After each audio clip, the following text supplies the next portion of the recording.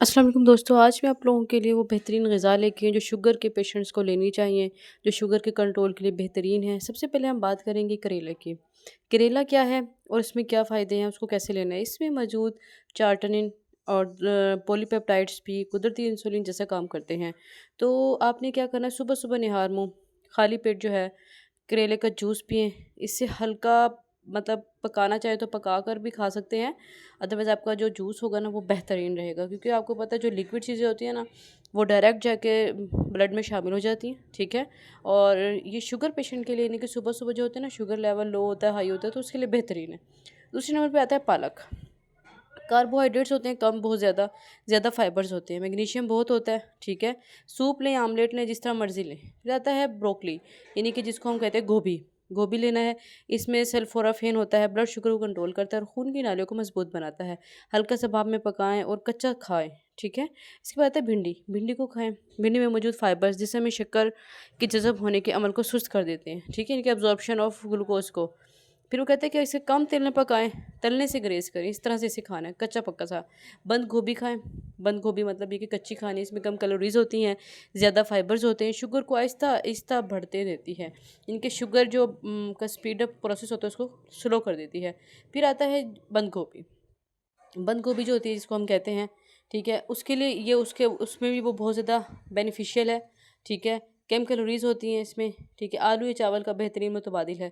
इसके बाद आता है लौकी। लौकी का जूस पीना है आप लोगों ने ना, ठीक है, जिसम के को हाइड्रेट करती है, ये हाजमा बेहतर बनाती है। सुबह ताज़ा लौकी का जूस पीना बहुत ही ज़्यादा मुफीद है, आप सोच नहीं सकती, तो सुन्नत नबवी भी है। फिर आता है गाजर। फाइबर्स होते हैं इसमें, एंटीऑक्सीडेंट्स होते हैं, ठीक है, शुगर का लेवल मतवाज़न रखती है ये, ठीक है। कच्ची या हल्की भाप में पकी हुई इस्तेमाल करें, ये ज़्यादा बेनिफिशियल है, यानी कि कच्ची सब्ज़ी ज़्यादा बेनिफिशियल है। शुगर कंट्रोल करने के लिए बेहतरीन जो फल आता है सबसे पहला वो आता है सेब। आप सोच रहे होंगे कि सेब तो बहुत ज़्यादा ये ग्लूकोज से पूरा होता है, लेकिन नहीं, इसमें फाइबर्स होते हैं, ये जो शक्कर जज़ब होने का अमल को सुस्त कर देते हैं, ठीक है। छिलका समेत खाएँ तो ज़्यादा बेहतर है। रोज़ एक छोटा सा सेब खाएँ। इसके बाद आता है अमरूद। अमरूद जो है ना उसके अंदर जो हमारा कह सकते हैं ना ग्लाइसेमिक इंडेक्स होता है, विटामिन्स होते हैं, फाइबर से भरपूर होता है, और ये मैदे में ना डाइजेशन की प्रोसेस को स्पीड अप कर देता है, ठीक है। ये हमारा जो मैदा साफ हो जाता है ना उसको सेट करता है। फिर आता है बेरीज़।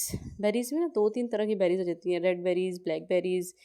तो ये बेरीज़ जो है ना वो भी स्ट्रॉबेरी, ब्लूबेरी, ब्लैकबेरी सारी की सारी जो है ना शुगर पेशेंट के लिए वेरी वेरी बेनिफिशियल है, क्योंकि ये ऑक्सीडेंट्स होती हैं। पपीता यानी कि पपाया आ जाता है, हाजमा बेहतर करता है, हमारे पेंक्रियाज को फ्री रेडिकल से बचाता है, और जब फ्री रेडिकल से बचेंगे तो मीन्स दैट हमारे इंसुलिन के जो सेल्स हैं, बीटा सेल्स, वो डैमेज नहीं होंगे। फिर बात आती है हमारे नाशपाती की। नाशपाती जो दिखने में अमरूद जैसी होती है और टेस्ट में एप्पल जैसी होती है, ये बहुत ही कुदरत का एक शाहकार है, फाइबर से भरपूर होती है और भूख कम लगाती है, शक्कर के उतार चढ़ाव को भी नॉर्मल रखती है। माल्टा या कीनू, इसको ऑरेंज भी कहा जाता है और मौसम आने वाला है।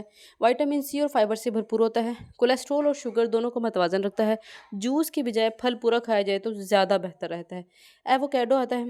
एवोकाडो को कैसे खाना है, इसमें मौजूद सेहतमंद चिकनाई इंसुलिन की कारकर्दगी को बेहतर बनाती है, ठीक है। सलाद या टोस्ट पर लगा के खा सकते हैं आप, ठीक है। इसके बाद चेरी आती है। Cherry is very beneficial for the sugar patient, glycaemic index कम होता है इसमें, ठीक है, और इंथोसाइनेंस शुगर को काबू में रखता है, ठीक है। ठीक है, तो इसके लिए वेरी बेनिफिशियल है। ताज़ा चेरी खाएँ, ये शरबत वगैरह जो भी करना चाहे कर सकते हैं, ठीक है। फिर आता है शुगर के मरीज़ों के लिए इजाफ़ी कुछ मशवरे देना चाहूँगी, यानी कि अगर कुछ भी खाना है ना आपने, कम मिकदार में खाना है, एतदाल से खाना है, जूस पीना है, फ्रूट के जूस से परहेज़ करें। अगर आप खाना चाहते हैं तो फ्रूट ही खाएँ, क्योंकि अब मैंने भी आपको बताया जूस पीने से क्या होता है, हमारी जो स्पीड होती है ना ब्लड में शामिल होने की, लिक्विड जो जल्दी से स्पीड अप होके बन जाता है, जबकि जो फ्रूट होती है ना वो क्या करती है, वो थोड़ा कम स्पीड स्लो करती है। फल के साथ प्रोटीन या सेहतमंद चिकनाई लें, मसलन सेब लें, मूँगफली लें, मक्खन लें, वगैरह वगैरह। इसके बाद पानी ज़्यादा से ज़्यादा पीना है आप लोगों ने, ठीक है, पानी को ग्रेस नहीं करना। पानी ज़्यादा से ज़्यादा पीने से ये होगा कि आपका जो ग्लूकोज लेवल है वो नॉर्मल होता रहेगा, यूरिन के ज़रिए बाहर निकलता रहेगा, ये जहाँ भी जाना होगा वो होता रहेगा। फाइबर्स वाली यानी कि कुदरती ग़िज़ा जिसमें ज़्यादा फाइबर्स होता है वो वाली फूड आपने ज़्यादा से ज़्यादा लेनी है, ठीक है। उससे क्या होगा, फाइबर वाली कुदरती ग़िज़ा इस्तेमाल करने से क्या होता है, जो हमारा ब्लड है ना वो रिफाइन होता रहता है। फाइबर्स में ज़्यादा से ज़्यादा ब्लड वाटर होता है, फाइबर्स होते हैं, तो ये हमारे लिए वेरी वेरी बेनिफिशियल है। तो और एक और सबसे बेहतरीन मशवरा दूंगी कि जब कोई भी शुगर का पेशेंट है, अगर वो चाहता है कि उसकी डाइट सेट रहे और वो खुद भी सेट रहे, तो उसको ना कच्ची सब्जियों को फोकस देना चाहिए। हल्की सी कुकड हों तो काफ़ी रहेगा, लेकिन ज़्यादा कुक नहीं लेनी चाहिए।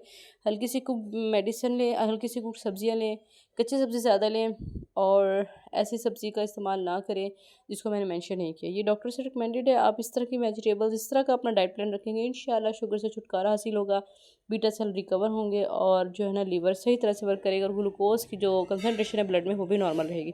इसी तरह की इन्फॉर्मेशन लेने के लिए मेरे चैनल को सब्सक्राइब करें, फॉलो करें, कमेंट करना मत भूलिएगा, दुआ में याद रखिएगा। अल्लाह हाफिज़।